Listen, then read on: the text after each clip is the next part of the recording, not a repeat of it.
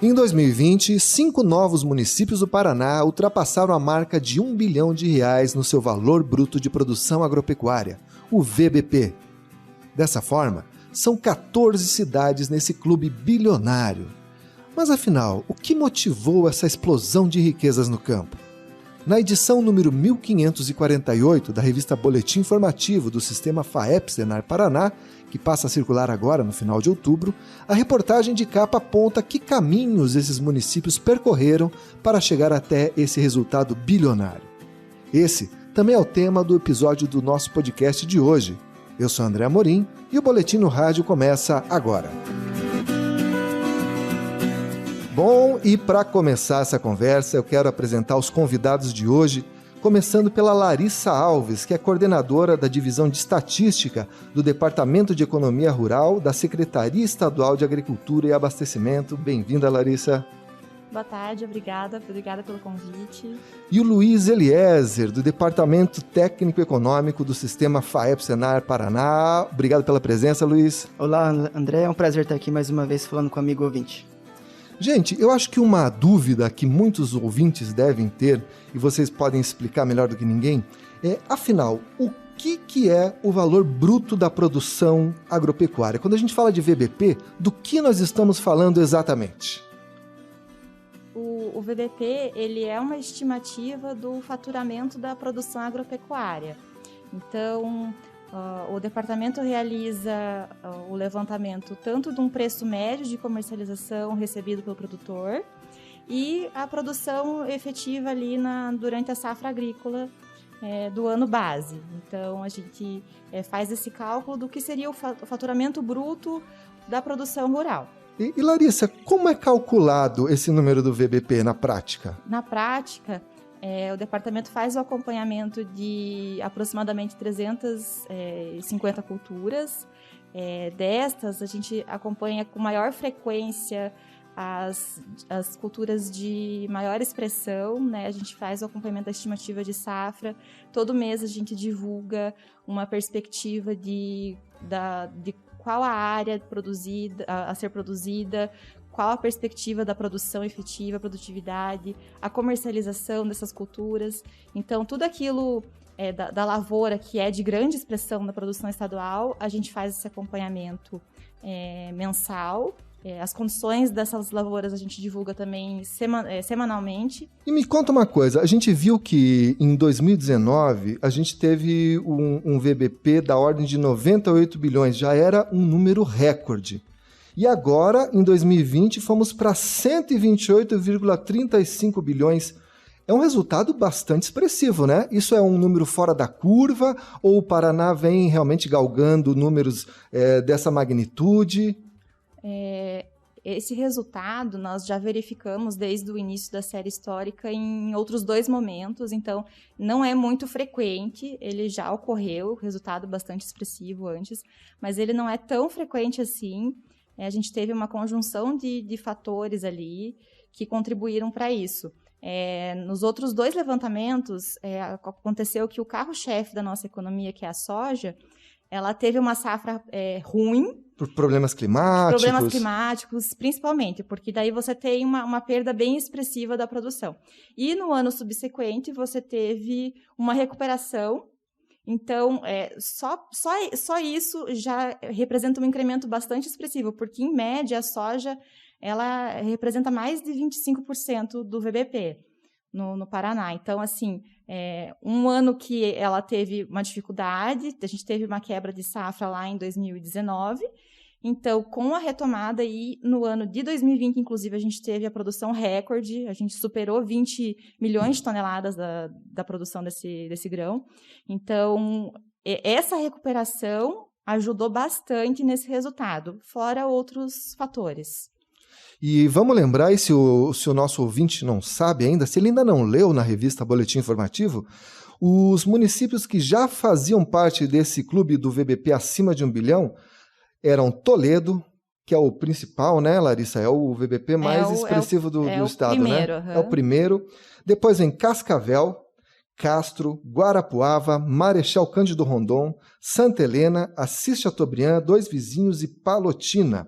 E os novos membros desse clube do VBP acima de 1 bilhão são Tibagi, Carambeí e Piraí do Sul, nos Campos Gerais, e Nova Aurora e São Miguel do Oeste, na região oeste.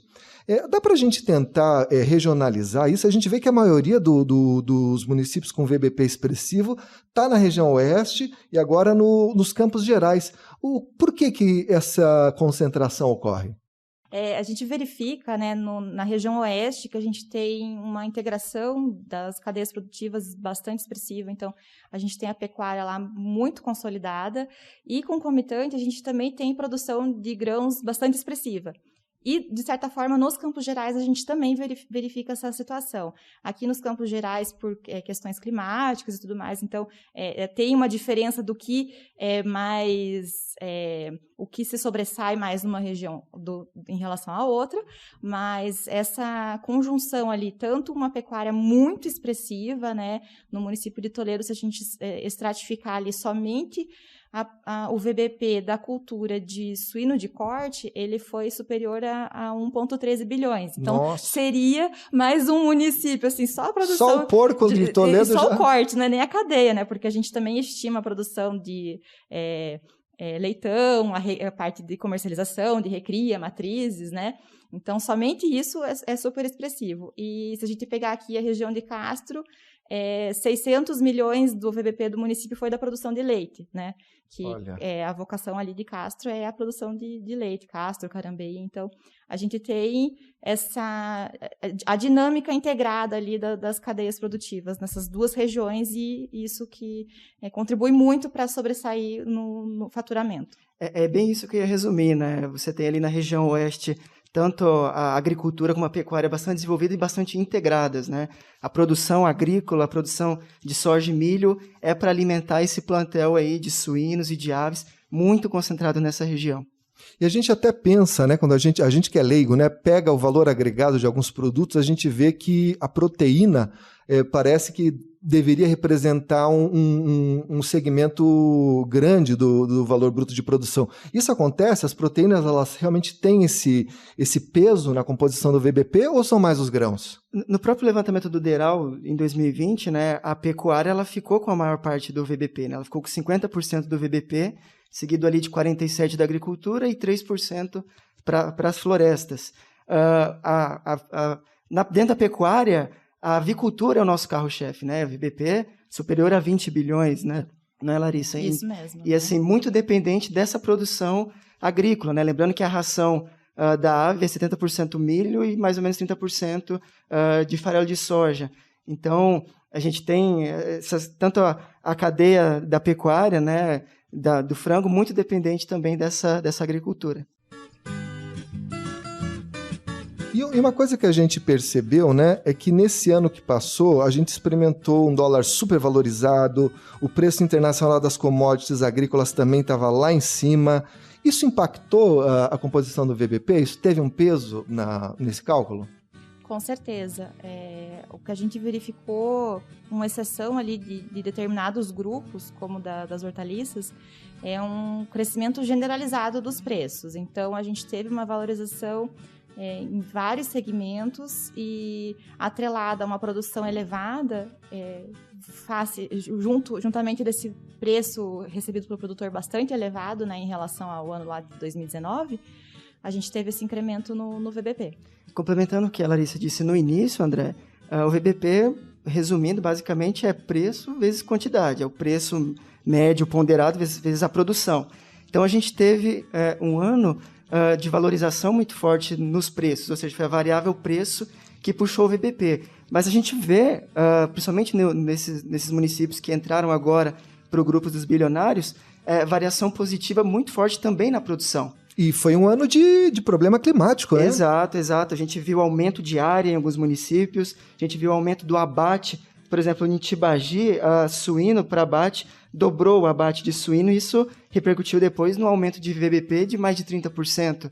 Então, quando a gente tem combinado aí aumento de preço e aumento da produção, o VBP, sem dúvida, ele explode, digamos assim. Aí a gente verifica esse crescimento real superior a 20%, né? Barbaridade. E é uma coisa, como você falou, que é uma situação que é verificada em alguns momentos na série histórica, não é uma coisa que deve acontecer repetir no ano que vem, talvez? A projeção é para o ano que vem também tenha um incremento bastante significativo.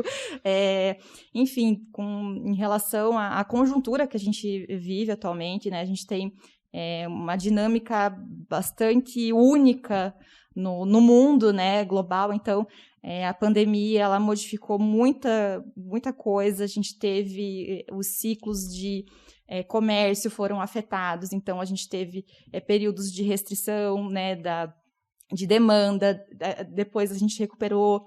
Então, para equilibrar tudo isso, vai um tempo. Então, assim, a gente verifica se no ano passado os preços internacionais eles estavam elevados, esse ano eles estão mais elevados ainda. Então, o índice de preços da FAO, se eu pegar a comparação de setembro agora de 2021 em relação a dezembro, é de 20%. E isso está sendo puxado pelo preço das carnes, pelo preço de açúcar e derivados e do óleo de soja, dos óleos vegetais, né? Então, assim, esses produtos ainda estão pressionando bastante. Então, a gente tem esse fenômeno que é global, né? De uma valorização bastante expressiva nos preços dos alimentos. E eu posso depender disso que a gente pode ter mais municípios com VBP bilionário no ano que vem?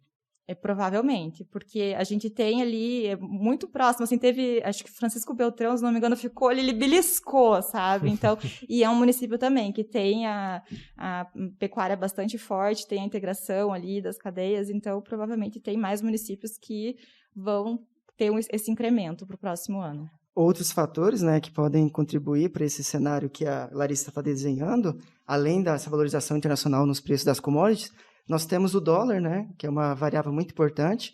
O dólar está sistematicamente acima dos 5,50 e isso repercute no mercado interno. Né? A gente tem o produto brasileiro, a commodity agrícola brasileira, ganha competitividade no mercado internacional. Então, a gente tem ainda aumento das exportações e restrição de oferta interna. Então, o componente preço ele vai continuar bastante forte.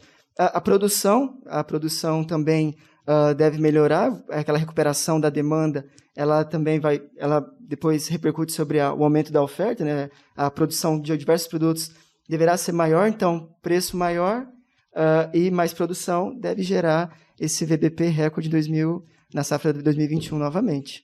E inclusive, a gente já tem consolidado, pelo acompanhamento que a gente faz da estimativa de safra, a gente já tem consolidado a produção de soja, né? A gente tem o dado macro, a gente não estratificou ainda no nível municipal, que isso é feito durante o levantamento lá do VBP, mas no macro, a gente tem uma produção um pouco inferior à da safra 19-20, que tinha sido superior a 20 milhões, agora a gente vai ter 19, mas com o preço da saca da soja, a gente tem uma valorização ali de setembro a setembro de 28%, né? Setembro de agora de 21.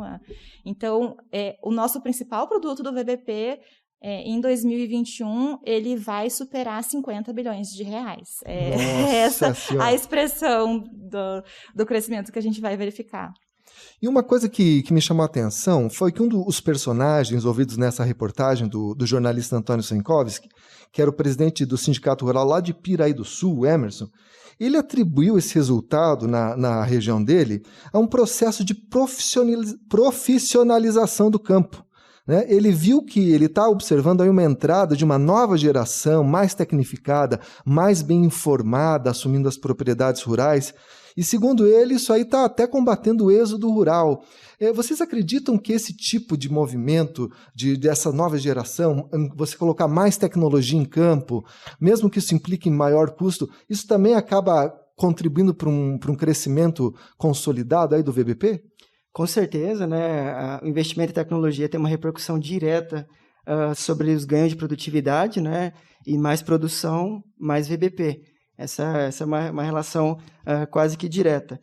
Em Piraí do Sul, né, a gente tem um município lá com a produção até diversificada, né?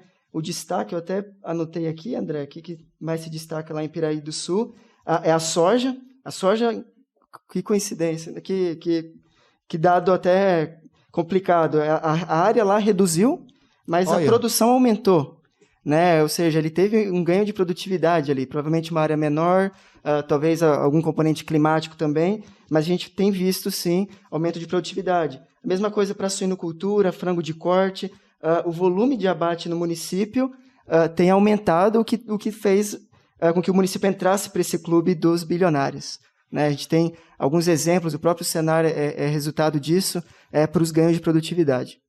Olha aí, o dado econômico que você tem aí está confirmando, né, de certa forma, a visão que o dirigente lá de Piraí teve, né, na prática. Exato.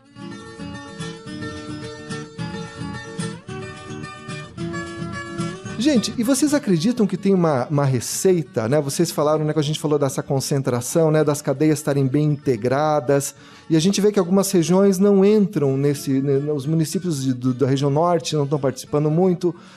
Tem uma receita para a gente conseguir esse tipo de bom resultado, essa integração positiva que acaba irradiando efeitos aí para toda a economia local? Bom, a gente tem que avaliar um conjunto muito grande de fatores, né? Você tem do lado do preço, né? Os produtores, eles são tomadores de preço, ele não consegue pôr preço no produto dele em função das características do produto.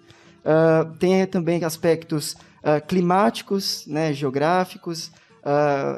Algumas regiões estão produzindo mais soja, que é o nosso carro-chefe, em função de melhoramento genético, né? Das sementes. Você tem também a gestão da produção. Então, a gente precisaria avaliar um conjunto muito grande de variáveis, né, e fatores para explicar por que algumas regiões não conseguem um desempenho tão bom no VBP. Tem, inclusive, aspectos culturais, né, lembrando que o Estado foi colonizado por diversas culturas diferentes, então até isso pode interferir no processo produtivo. Então, é uma gama muito grande de variáveis para a gente avaliar. Mas o que está ao alcance do produtor, ele tem feito, né? Investimento em tecnologia, principalmente na variedade de semente, gestão da propriedade, estratégia de comercialização, que embora o produtor ele não coloque o preço, ele sabendo o momento de comercializar, ele aproveita alguns ganhos. Então, depende de muitos fatores, né, André?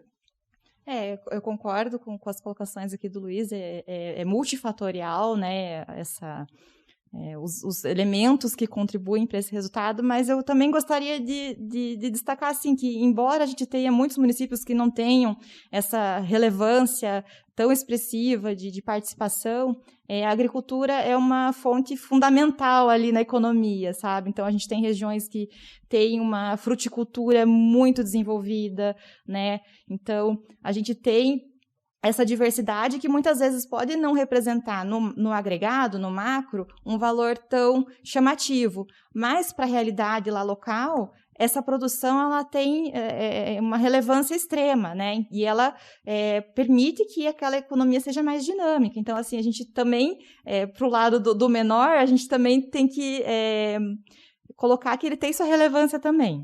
E a relevância disso está justamente no fato de que o VBP ele é uma variável considerada pela Secretaria da Fazenda para os repasses de ICMS, né? O valor bruto da produção calculado pelo DERAL é uma das variáveis para o repasse de ICMS, cota parte, né? Que cada município tem direito.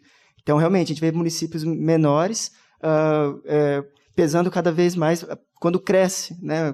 Principalmente quando cresce o VBP, o repasse de ICMS também aumenta. Esse ano agora de 2020 foram poucos os municípios que não tiveram crescimento, assim, foi mais na região aqui metropolitana, alguns municípios no litoral, foi bem pontual, assim, de maneira geral, todos eles tiveram crescimento. Então, é isso, a importância tanto do levantamento como da agricultura para o município, né?